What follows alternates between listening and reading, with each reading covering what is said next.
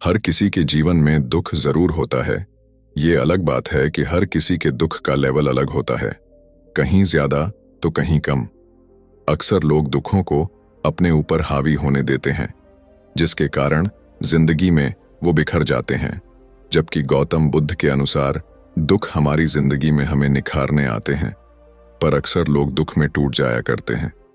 पर इसका निवारण जरूरी है, तभी हम इससे आगे निकल पाएंगे। एक युवक के जीवन में बहुत तनाव था। उसका पूरा जीवन तनाव में ही कट रहा था।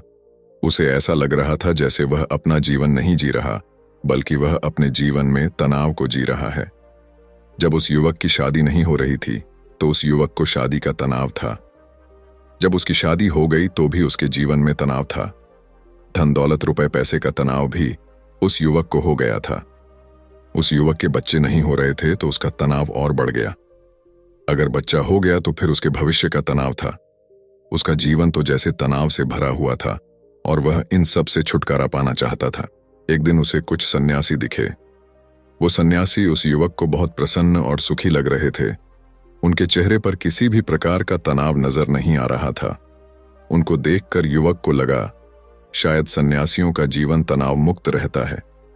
उनके पास समस्या नहीं रहती है और ना ही तनावपूर्ण जीवन जीते हैं।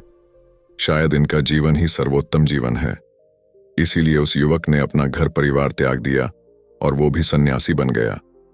युवक गुरु के शरण में चला गया और उनका शिष्य बन गया।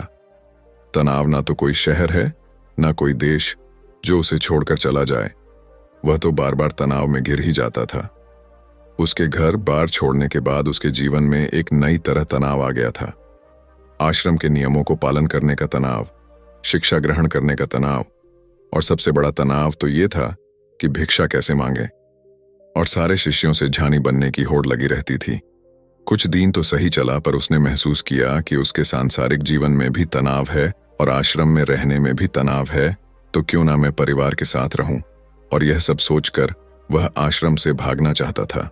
तनाव और चिंता की बात करते ही सभी लोग गंभीर हो जाते और सब लोग अपने जीवन की समस्याओं को बढ़ा चढ़ाकर बताने लगते। वह अपने आप को ऐसे बताते जैसे सबसे अधिक चिंता और तनाव उसी के जीवन में हो। उसको सुबह से शाम हो गई, लेकिन उसे ऐसा कोई व्यक्ति नहीं मिला जो तनाव से मुक्त हो।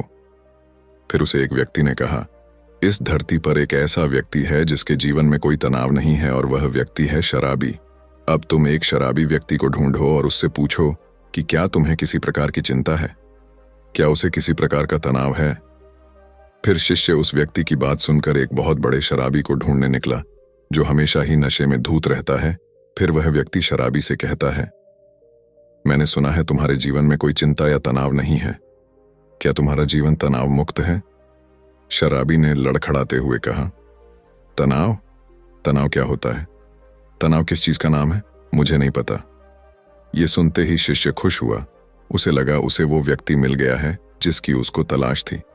तभी शराबी व्यक्ति ने कहा, मुझे सिर्फ इस बात की चिंता है कि मुझे दारू कैसे मिलेगी, दारू का इंतजाम कैसे होगा। क्या तुम्हारे पास कुछ पैसे हैं? मेरी पत्नी ने तो मेरा सारा धन छीन लिया है। ये सुनकर वो शिष्य हैरान हो गया। उसकी सारी खुशी तुरंत गायब हो गई। उसके सामने अंधेरा सा हो गया और फिर वो एक मंदिर के बाहर बैठ गया। वो बहुत हताश और निराश था। वो सोच रहा था, इस पूरी दुनिया में कोई भी व्यक्ति तनाव मुक्त नहीं है। तभी एक छोटा सा बच्चे उसके सामने आया और उस बच्चे ने उससे कहा, गुरुजी, भूख लग रही है, कुछ खाने को मिलेगा? उस शिष्य ने उस बच्चे की तरफ देखा और पूछा, तुम जैसे छोटे बच्चे के जीवन में भी चिंता और तनाव है, तो फिर बड़ों का क्या हाल होगा। ये सुनकर बच्चे ने कहा, तनाव और चिंता नहीं है, बस भूख है। आपके पास भोजन मिलेगा? वो बच्चे की बात सुनकर बहुत खुश हुआ, जैसे उसे कुछ बड़ा मिल गया हो। उसने अपनी झोली से भोजन निकाला और उस बच्चे को दे दिया। फिर वह शिष्य भागकर अपने गुरु के पास गया और गुरु से जाकर बोला, गुरुदेव, मैंने बहुत ढूंढा, मुझे एक भी व्यक्ति ऐसा नहीं मिला जो चिंता मुक्त हो, तनाव मुक्त हो। हर किसी की जिंदगी में कुछ ना कुछ तनाव है। जिसके पास धन नहीं है, उसे धन पाने की चिंता है। जिसके पास धन है, उसे और अधिक धन पाने की चिंता है। जिसके पास प्रेम नहीं है, उसे प्रेम पाने की चिंता है। जिसके पास प्रेम है, वो इसलिए चिंतित है कहीं उसका प्रेम खो ना जाए। किसी के पास काम है तो काम के लिए चिंतित है। किसी के पास काम नहीं है तो काम खोजने के लिए चिंतित है। जो बीमार है वह इस बात से परेशान है कि मैं स्वस्थ कब हो जाऊंगा। जो बीमार नहीं है वह इस बात से चिंतित है कि कहीं मुझे कोई बीमारी ना हो जाए। जिसके पास संतान नहीं है वह संतान पाने के लिए चिंतित है। जिसके पास संतान है वह इस बात से परेशान है कि उसकी संतान बुढ़ापे में उसकी सेवा करेगी या नहीं। हर इंसान किसी न किसी कारण से चिंतित है। हर स्थिति में, हर जगह कोई ना कोई तनावपूर्ण जिंदगी जी रहा है। लगता है इस तनाव से छुटकारा पाना संभव ही नहीं है। गुरु ने कहा कि क्यों नहीं, इससे भी छुटकारा पाया जा सकता है, लेकिन इसके लिए तुम्हें कुछ करना पड़ेगा। फिर गुरु ने कुछ लकड़ियां मंगवाई और उनकी गीली लकड़ियों को अपने शिष्य के सामने रख दिया और अपने शिष्य से कहा कि इसमें आग लगा दो। शिष्य ने बहुत प्रयास किया लेकिन उन लकड़ियों में आग नहीं लगी। शिष्य ने कहा कि यह लकड़ियां तो गीली हैं, इसमें आग कैसे लग सकती है। फिर गुरु ने कहा कि अब तुम क्या करोगे, लकड़ियों को सुखाओगे या चिंता या तनाव लेकर बैठ जाओगे। क्या चिंता और तनाव से हम इन लकड़ियों को सुखा सकते हैं? क्या तुम थोड़ा सोच विचार करके दूसरी सूखी लकड़ियां लाकर जलाने का इंतजाम करोगे? शिष्य ने कहा, गुरुदेव आप ठीक कह रहे हैं, लेकिन गुरुदेव जीवन के हर चीज में तनाव है। ऐसा क्यों है? गुरु ने कहा, जीवन के हर चीज में तनाव नहीं है। तनाव तो तुम्हारे अंदर होता है।